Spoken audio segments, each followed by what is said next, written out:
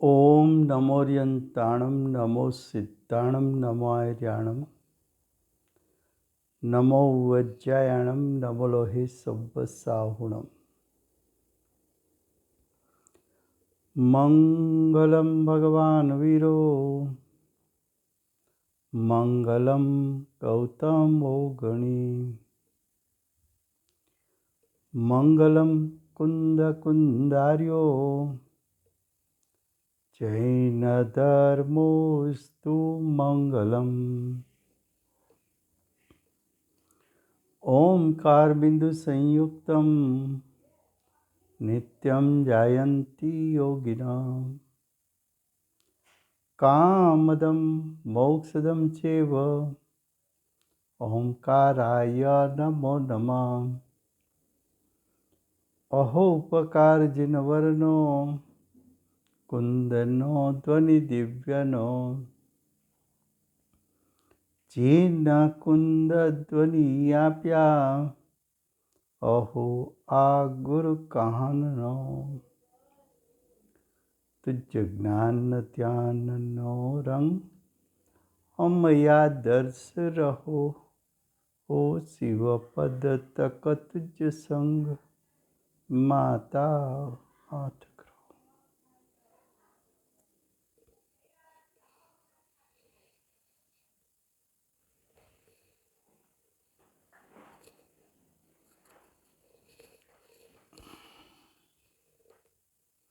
आ अष्टपाहुड़ नामनु परम अध्यात्म शास्त्र है। भगवत कुंकुदाचार्य देव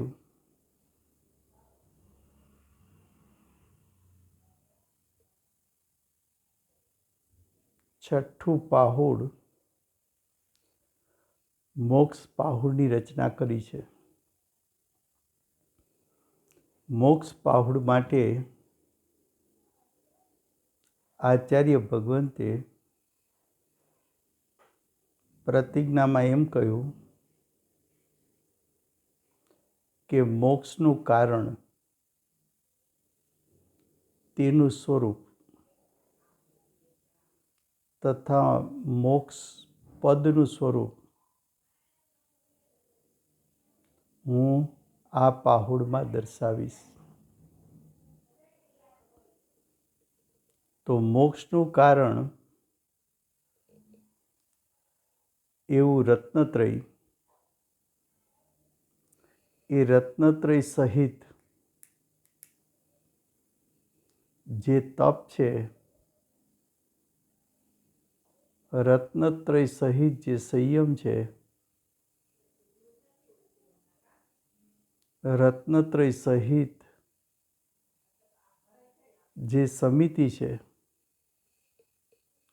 इने पाड़ता थका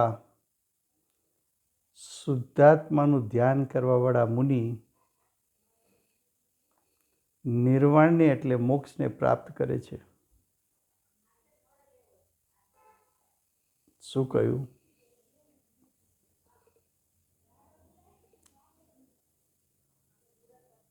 के मोक्षनु स्वरूप शुं अने मोक्षना स्वरूपनु कारण शुं, एमां कारण विषय चाले छे। मोक्षनु कारण तो कि मोक्षनु कारण रत्नत्रय सहित तप संयम समिति ने पाड़ता थका शुद्धात्मानु ध्यान करवा वाला मुनि निर्वाण ने प्राप्त करे छे, एटले मोक्ष ने प्राप्त करे छे।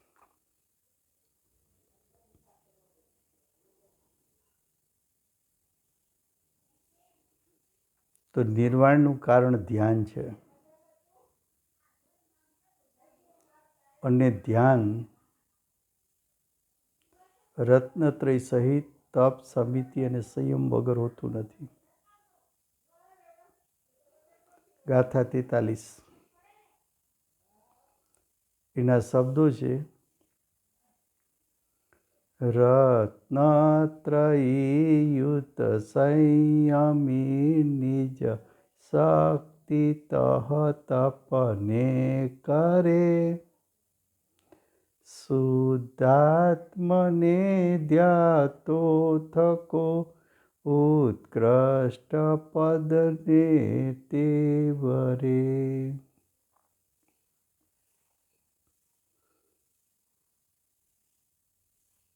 अर्थ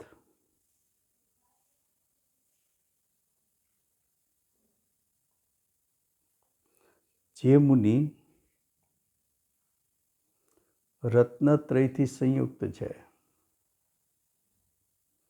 જે મુનિ રત્નત્રય સહિત છે,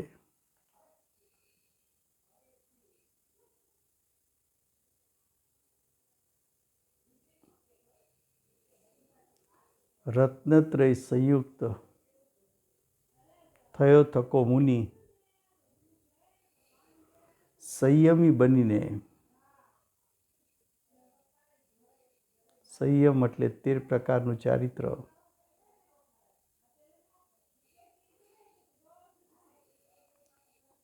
13 પ્રકારનું ચારિત્ર પ્રાપ્ત કરીને પોતાની શક્તિ અનુસાર, પોતાની શક્તિ અનુસાર એટલે ભૂમિકા અનુસાર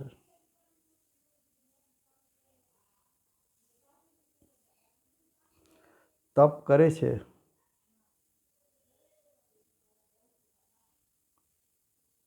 તપ કરવાથી કસાય નો કસાય બળી જાય છે. તપ કરવાથી સત્તામાં પડેલા કર્મના સ્થિતિ અનુભાગ બળી જાય છે. તપ કરે છે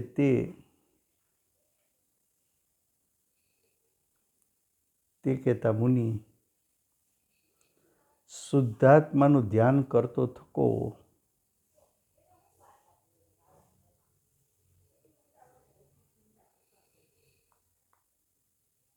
પરમ પદ કહેતા ઉચ્ચ પદ, નિર્વાણને એટલે કે મોક્ષને પ્રાપ્ત કરે છે. ફરીવાર છઠ્ઠે સાતમે ગુણસ્થાને ઝૂલતા મુનિરાજ જેને આત્મ સ્વભાવમાં હું પણ વર્તે છે, જેમની દ્રષ્ટિ દ્રવ્ય સ્વભાવ પરથી ખસતી નથી, જેનો જ્ઞાન ઉપયોગ દ્રવ્ય સ્વભાવ સન્મુખ છે અને આત્મ સ્વભાવમાં સ્થિરતા કરી રમે છે, એવા સમ્યક દર્શન, સમ્યક જ્ઞાન, સમ્યક ચારિત્રવાન મુનિ 13 પ્રકારનું ચારિત્ર, 5 મહાવ્રત, 5 સમિતિ, 3 ગુપ્તીને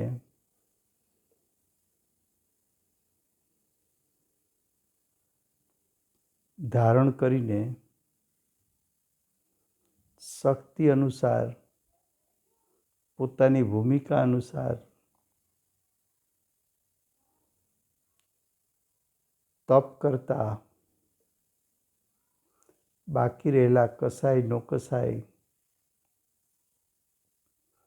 ક્રમે કરીને બળતા જાય છે.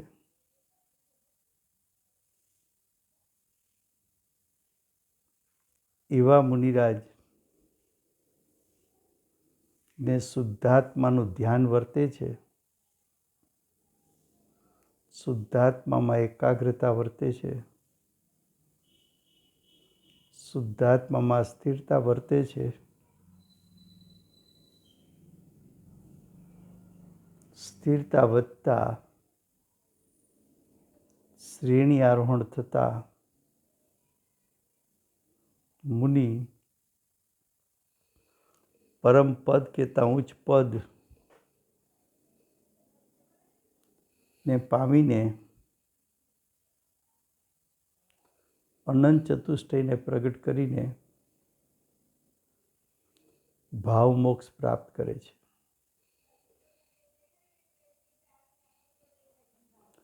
ભાવાર્થ: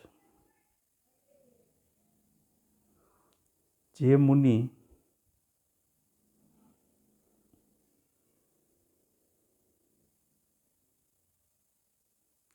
મુનિ કયો કે સંયમી કયો, જે મુનિ અર્થાત સંયમી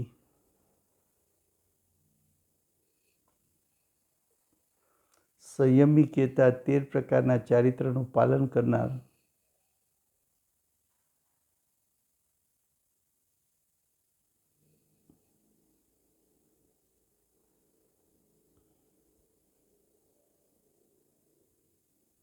મુનિને 13 પ્રકારનું ચારિત્ર નિશ્ચયપૂર્વક વ્યવહાર સાથે ચારિત્ર છે.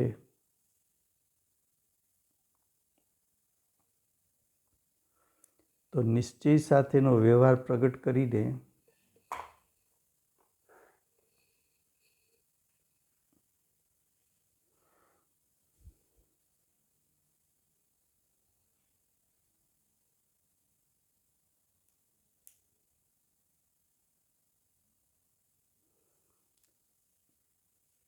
પોતાની શક્તિ અનુસાર ઉપવાસ, કાયક્લેશ એટલે ઉપવાસ, કાયક્લેશ આદિ બાહ્ય તપ 6 પ્રકારના, અંતરંગ તપ 6 પ્રકારના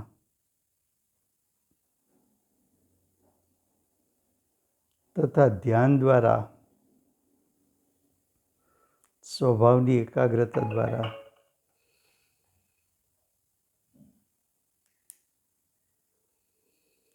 શુદ્ધાત્મામાં એકાગ્ર ચિત્ત કરી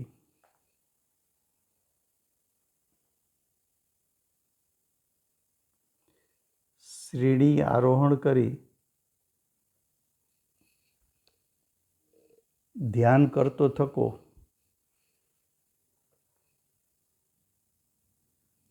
મોક્ષને પામે છે.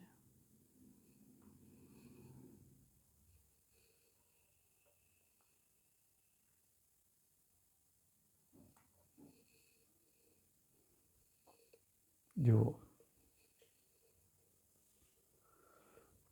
આ અધિકારમાં મોક્ષના કારણનું સ્વરૂપ બતાવવું છે અને મોક્ષ બતાવવો છે. તો આ ગાથામાં મોક્ષનું કારણ રત્નત્રય સહિતનું 13 પ્રકારનું ચારિત્ર, તપ અને ધ્યાન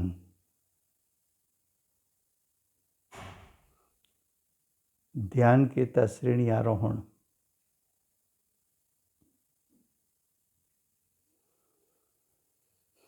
તો રત્નત્રય પ્રાપ્ત કરી 13 પ્રકારના ચારિત્ર સાથે તપ પ્રગટ કરી ધ્યાનસ્થ અવસ્થા પ્રાપ્ત કરી નિર્વાણની પ્રાપ્તિ કરવી. નિર્વાણ કોનાથી થાય? નિર્વાણનું કારણ શું? તો કે નિર્વાણનું કારણ નિશ્ચયપૂર્વકના વ્યવહાર સાથે રત્નત્રય સહિત સંયમ ધારણ કરી તપ ધારણ કરી એકાગ્ર ચિત્તે ધ્યાન કરી શ્રેણી આરોહણ કરી તો મોક્ષની પ્રાપ્તિ થાય. તાથી ગાથા 43.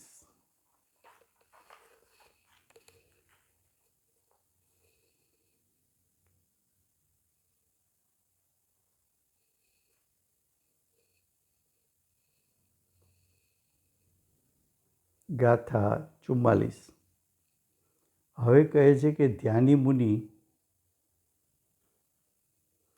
એવા બનીને પરમાત્માનું ધ્યાન કરે છે.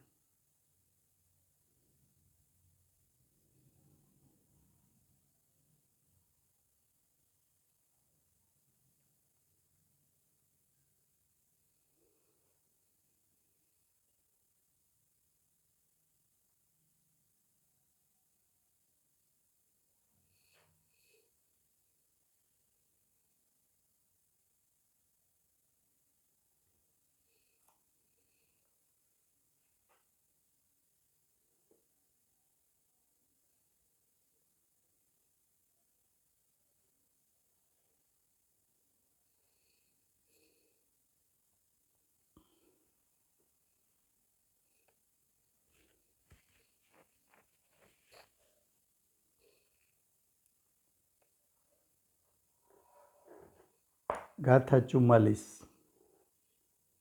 એનું હેડિંગ હવે કહે છે કે ધ્યાની મુનિ એવા બનીને પરમાત્માનું ધ્યાન કરે છે. એવા એટલે કેવા બનીને એનો વિસ્તાર કરશે. ગાથા 44 એના શબ્દો છે. ત્રણથી ધરી ત્રણ નિત્ય ત્રિકવીર હિતપણે ત્રિયુક્તપણે રહી દોષ યુગલ વિમુક્ત ધ્યાવે યોગી નિજ પરમાત્મને. પેલા ભાવાર્થ વાંચીએ છીએ.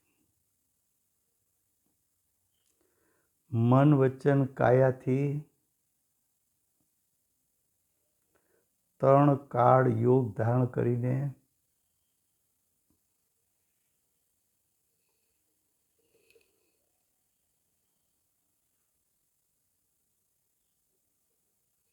ત્રણ કાળ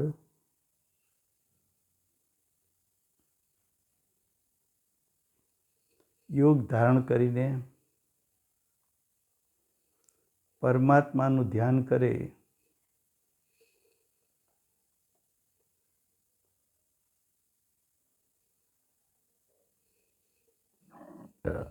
આ પ્રમાણે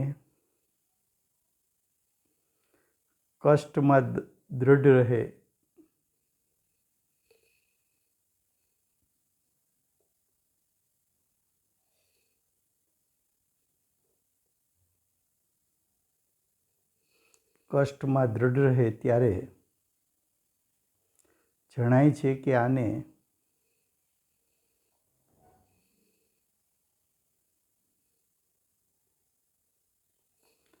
ધ્યાનની સિદ્ધિ છે.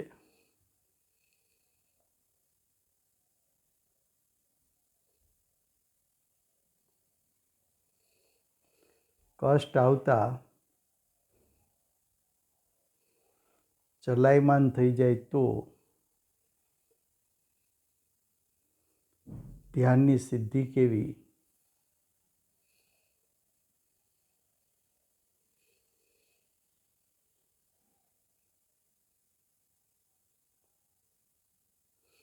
તો ધ્યાનની સિદ્ધિ કેવી?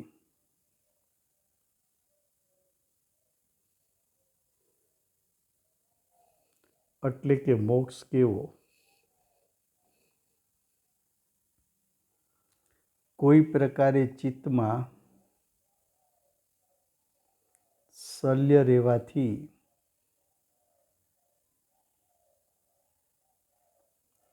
પરિણામમાં જો માયા મિથ્યા કે નિદાન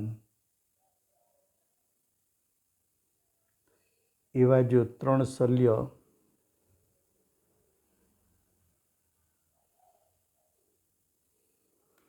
એ જો 3 શલ્યમાંથી કોઈ શલ્ય રહી જાય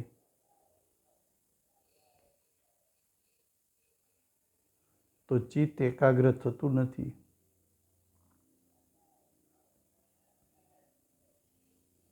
એટલે કે ચૈતન્ય ઉપયોગ એકાગ્ર થતો નથી. ત્યારે ધ્યાન કઈ રીતે થાય? ત્યારે એકાગ્રતા કઈ રીતે થાય? તેથી શલ્ય રહિત કહ્યું. તેથી ધ્યાન છે તે શલ્ય રહિત કહ્યું. શ્રદ્ધા, જ્ઞાન, આચરણ યથાર્થ ન હોય તો શ્રદ્ધા, જ્ઞાન અને આચરણ યથાર્થ એટલે સમ્યક ન હોય તો ધ્યાન કેવું?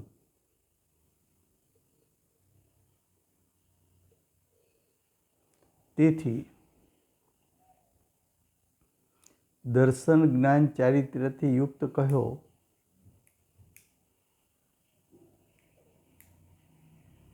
રાગ, દ્વેષ, ઇષ્ટ અનિષ્ટ બુદ્ધિ રહે તો ધ્યાન કઈ રીતે થાય? તેથી પરમાત્માનું ધ્યાન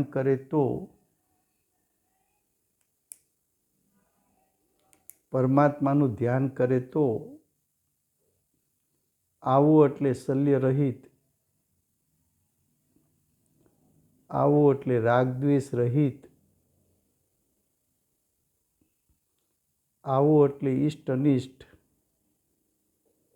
પણાથી રહિત બુદ્ધિ રહે તો ધ્યાન થાય.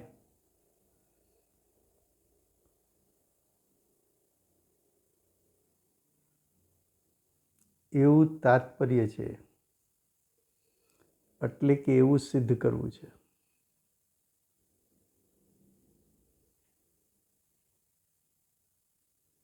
ફરીવાર ભાવાર્થ. મન વચન કાયાથી એટલે કે 3 યોગથી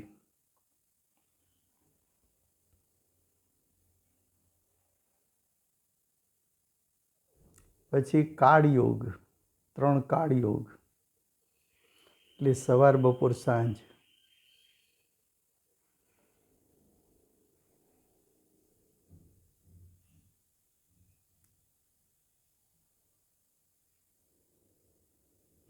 મન વચન કાયા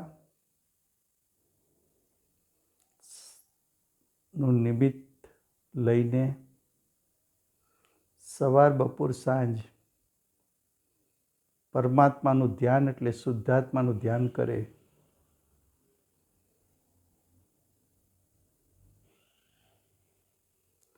મન વચન કાયાની એકાગ્રતા કરે તો કષ્ટ પણ, કાયક્લેશ પણ થાય.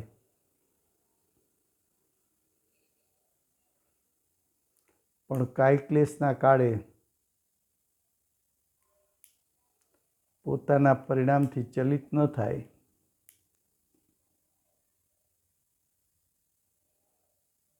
તેને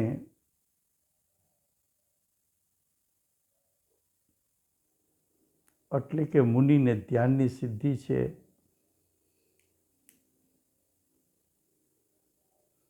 શું કહ્યું? મન વચન કાયાથી સવાર, બપોર, સાંજ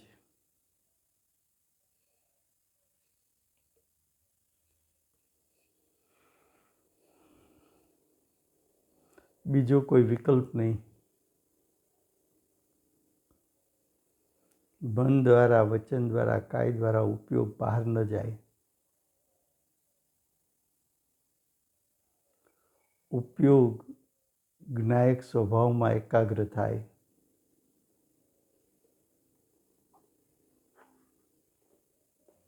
ઉપયોગ જ્ઞાયક સ્વભાવમાં જામી પડે.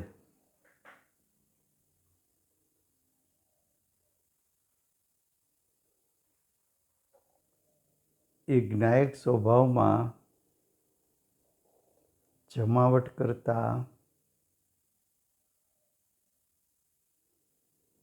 કાયિક ક્લેશ પણ થાય અને ક્યારેક બાહ્ય ઉપસર્ગ પણ આવે.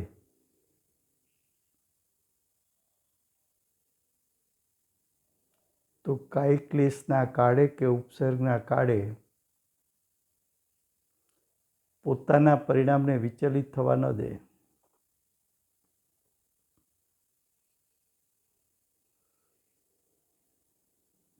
તેને ધ્યાનની સિદ્ધિ છે.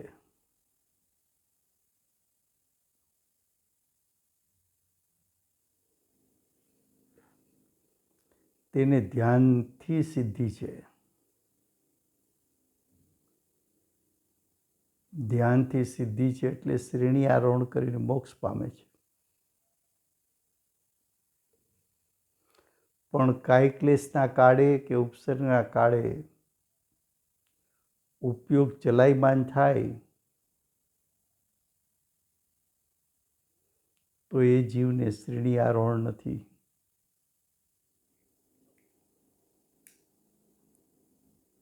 શ્રેણી આરોહણ નથી તો મોક્ષ પણ નથી.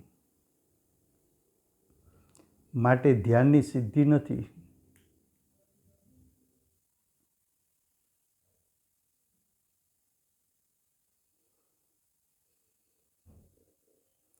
ધ્યાન કેવું હોય તો કે છે ધ્યાન તેથી શલ્ય રહિત કયું.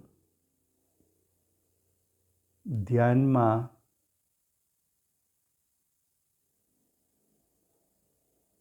માયા નથી,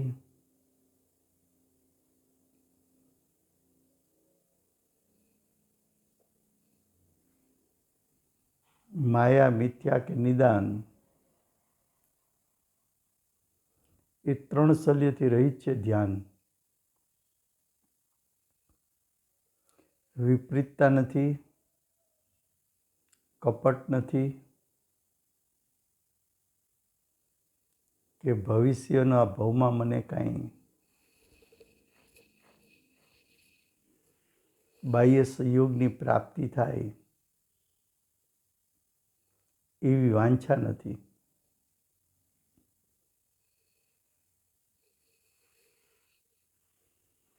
જો ત્રણ શલ્યમાંથી કોઈ શલ્ય રહે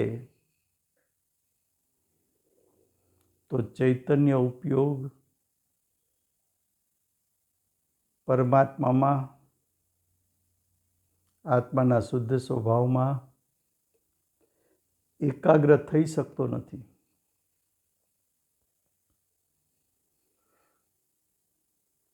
અને જો ઉપયોગ એકાગ્ર ન થાય તો ધ્યાન કઈ રીતે થાય? તેથી દર્શન જ્ઞાન ચારિત્રથી યુક્ત કહો, સમ્યક દર્શન જ્ઞાન ચારિત્રથી યુક્ત કહો.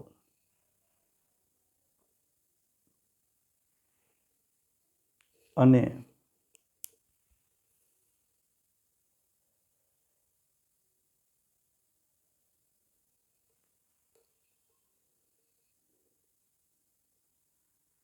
રાગ દ્વેષ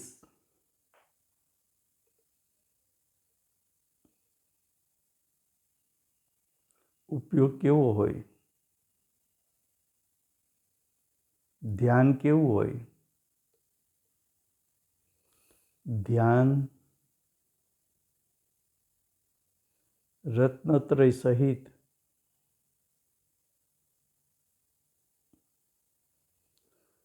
ત્રણ શલ્ય રહિત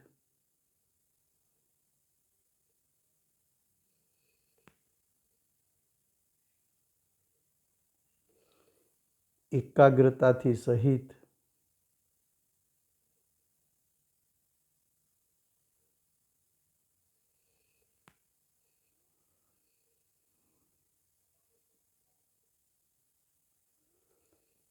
ધ્યાન રાગ દ્વેષ રહિત,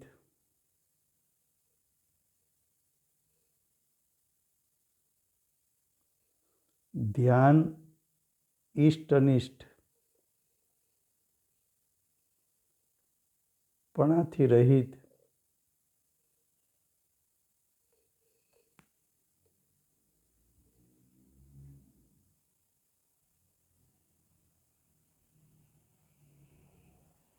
જો તારો ઉપયોગ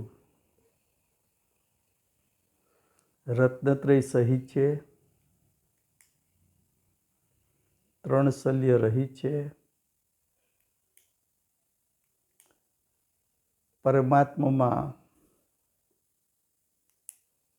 એટલે શુદ્ધાત્મામાં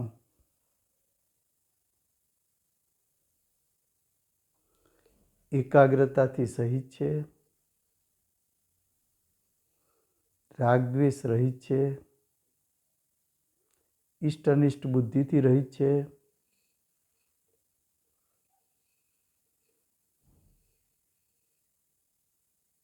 તો પરમાત્માનું ધ્યાન સાચું.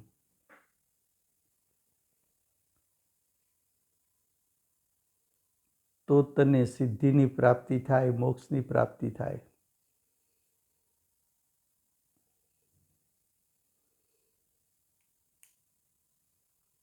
પહેલા આપણે ભાવાર્થ વાંચ્યો, હવે અર્થ કરીએ છીએ.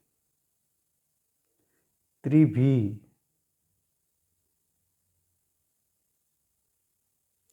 એટલે મન વચન કાયા.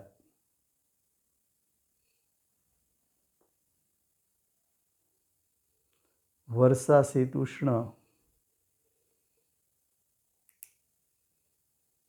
કાળમાં શું લીધું?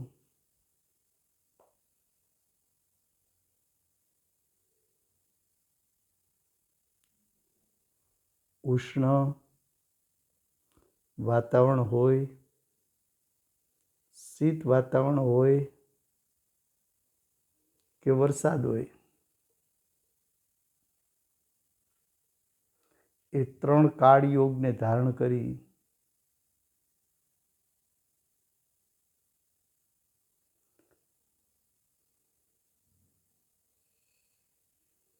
મન વચન કાયની એકાગ્રતા,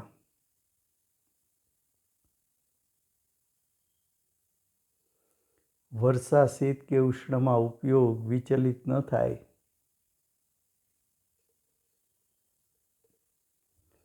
ઉપયોગ માયા નિદાન, માયા મિથ્યાને નિદાન ત્રણ શલ્યથી રહિત હોય, દર્શન જ્ઞાન ચારિત્ર સહિત હોય,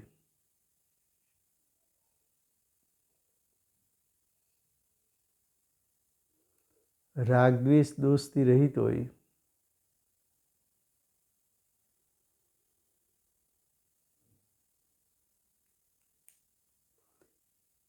એવા મુનિ, એવા યોગી એ ધ્યાની છે.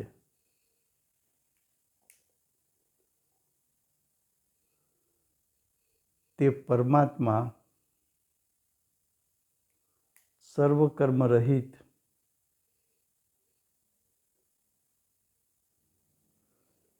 ઘાતી અઘાતી કર્મથી રહિત,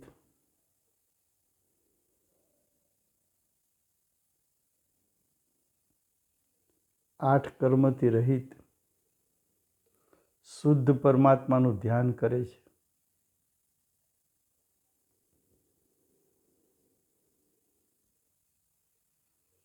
શુદ્ધ પરમાત્માનું ધ્યાન કરે છે.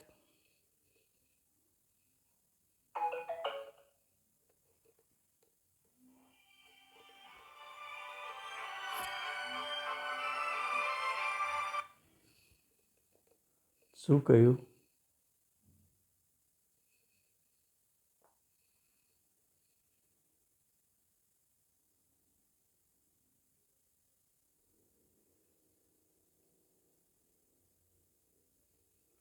દર્શન જ્ઞાન ચારિત્રથી યુક્ત.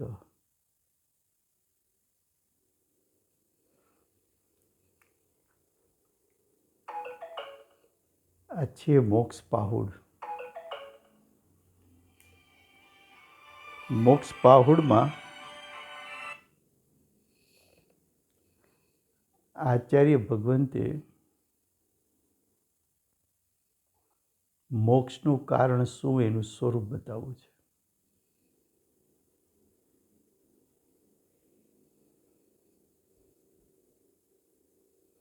તો અહીંયા મોક્ષનું કારણ ધ્યાન બતાવવું છે. પણ એ ધ્યાનનું સ્વરૂપ એટલે મોક્ષના કારણના સ્વરૂપ મોક્ષનું જે કારણ ધ્યાન છે તેનું સ્વરૂપ કેવું છે.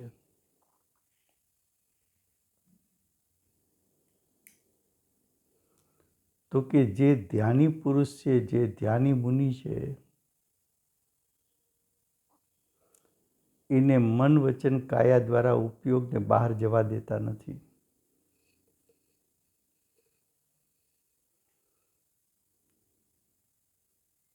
વરસાદ હોય, ઠંડી હોય કે ગરમી હોય,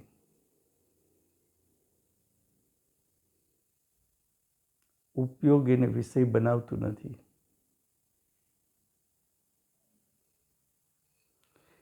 એમનો ઉપયોગ માયા મિથ્યા અને નિદાનથી રહિત છે. કપટથી રહિત, વિપરીતતાથી રહિત અને ભવિષ્યની વાંછાથી રહિત.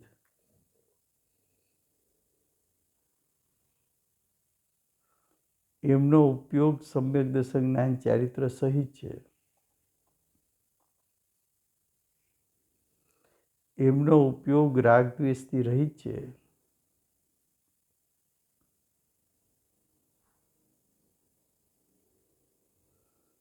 આવો ઉપયોગ જેમણે પ્રાપ્ત કર્યો એ ધ્યાની મુનિ છે.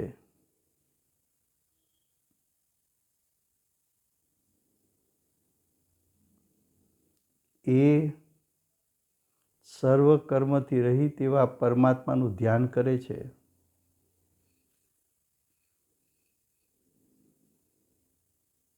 એ સર્વ કર્મ રહિત એવા શુદ્ધ પરમાત્માનું ધ્યાન કરી પ્રયોજનને સાધે છે, એટલે મોક્ષને સાધે છે.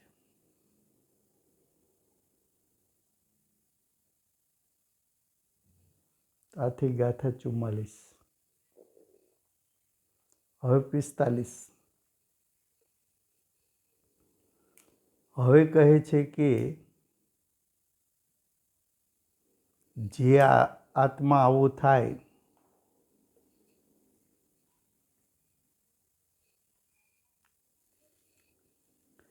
એટલે કે અશુદ્ધતાથી રહિત થાય,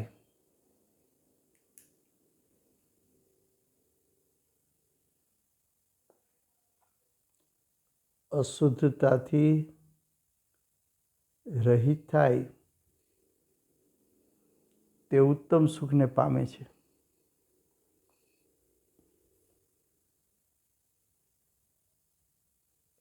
પૂર્ણ સુખને પામે છે.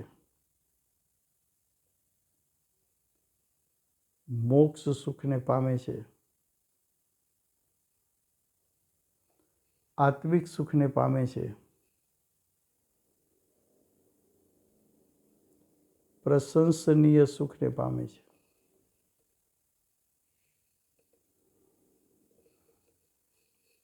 ગાથા 45.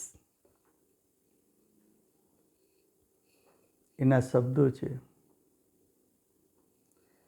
જે જીવ માયા ક્રોધ મદ પરિવર્જીને તજી લોભને નિર્મળ સ્વભાવે પરિણમે તે સૌખ્ય ઉત્તમને લહે. અર્થ: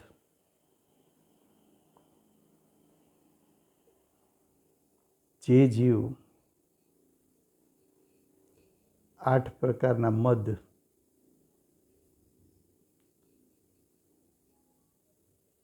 8 પ્રકારના અભિમાન, માયા કહેતા કપટ, કપટ કહેતા મનમાં કંઈક, વચનમાં કંઈક, ક્રિયામાં કંઈક,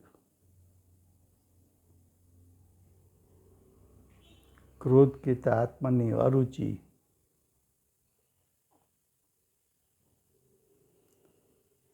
આત્મ સ્વભાવની અરુચિ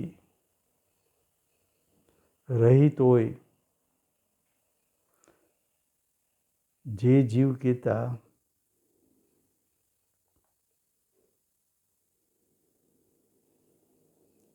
ધ્યાની જીવ 8 પ્રકારના અભિમાનથી રહિત છે, કપટથી રહિત છે,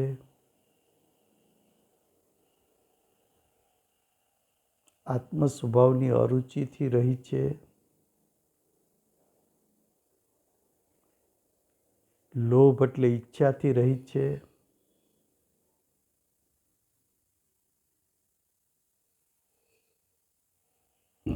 તે જીવ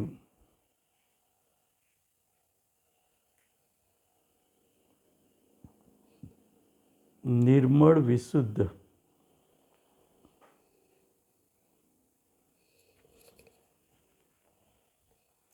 સ્વભાવયુક્ત થઈને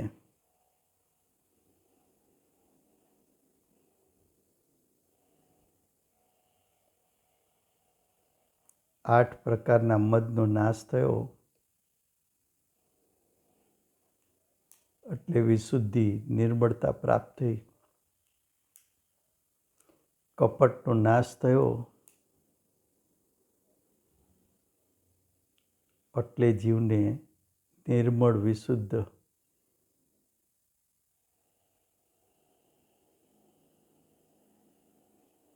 સ્વભાવથી યુક્ત થયો.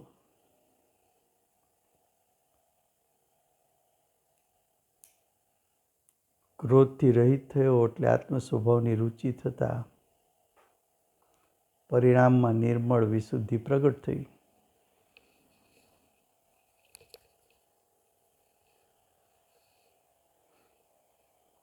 જે જીવ કહેતા ધ્યાની જીવ 8 મદ રહિત થાય, કપટ રહિત થાય, ક્રોધ રહિત થાય તો ઉત્તમ સુખ એટલે પૂર્ણ સુખને પામે, આત્મિક સુખને પામે, પ્રશંસનીય સુખને પામે, મોક્ષને પામે.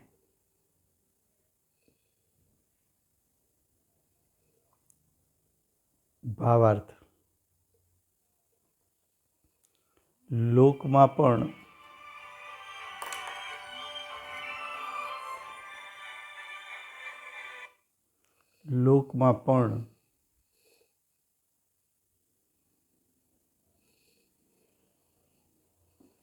એવું છે કે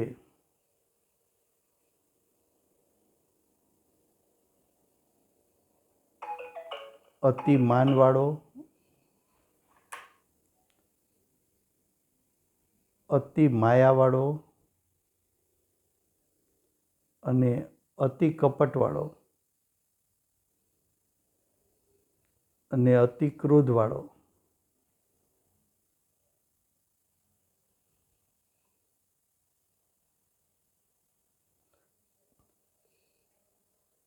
એનાથી રહિત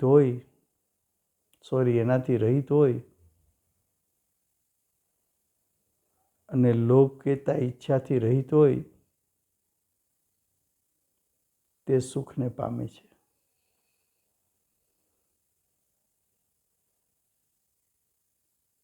એટલે કે ઇન્દ્રિય સુખને પામે છે.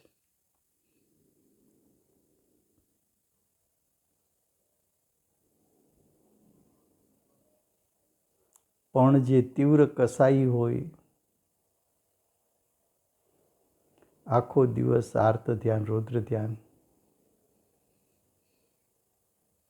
તીવ્ર કસાઈ આકુળતા યુક્ત થઈને નિરંતર દુઃખી રહે છે. આ લૌકિક જનની વાત કરી, એ દ્રષ્ટાંત હતો. હવે સિદ્ધાંતની વાત કરે છે. આ જ રીતે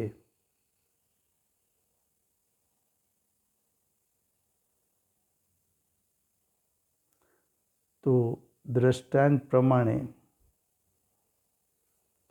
મોક્ષ માર્ગમાં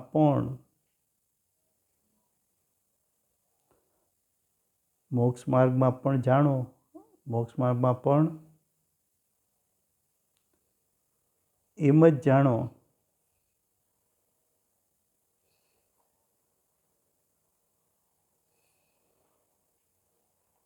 મોક્ષ માર્ગમાં શું છે?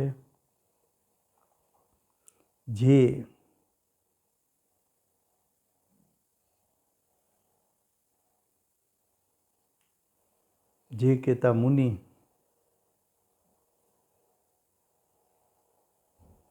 જે કહેતા ધ્યાની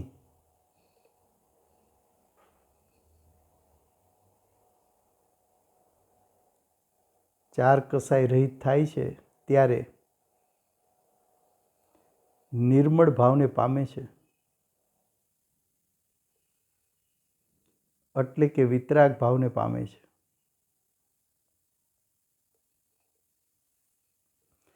ત્યારે જ યથાખ્યાત ચારિત્ર પામીને